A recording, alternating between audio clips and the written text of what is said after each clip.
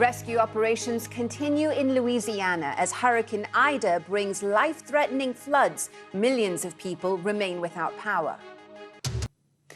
Meanwhile, 4 people have died and more than 1 million remain without power after Hurricane Ida slammed into the U.S. Gulf Coast on Sunday. Officials say electricity may not be restored in some areas for weeks. Hurricane Ida tore through the area on Sunday with winds reaching 240 kilometers per hour. Well, earlier I spoke to Paul Cobbler, Baton Rouge City Hall reporter for The Advocate, and asked him how the rescue operation was going.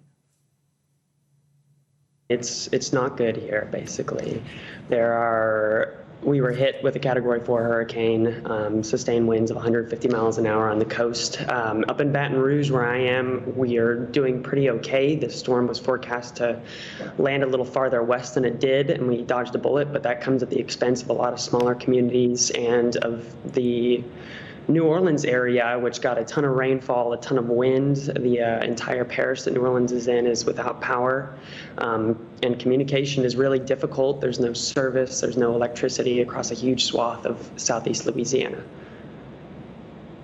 Yeah, Paul, the Louisiana governor, I understand, has put it in really stark terms, telling residents that there's no timeline for when they can go back home. What's been the reaction in the local community to this?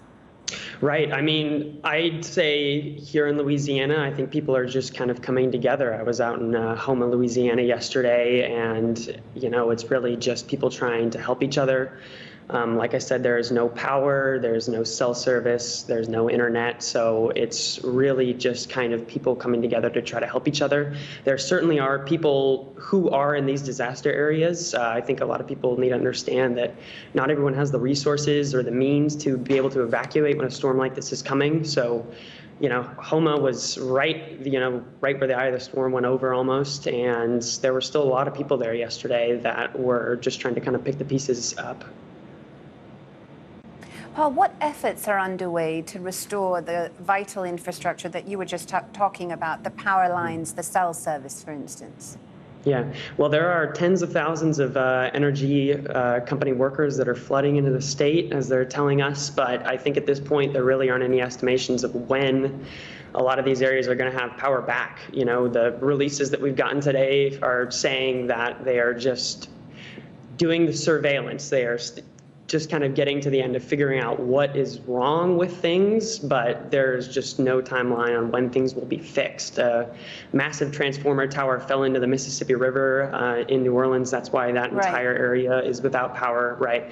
And it's, there's really no timeline at this point. We've heard 3 weeks, it could be more.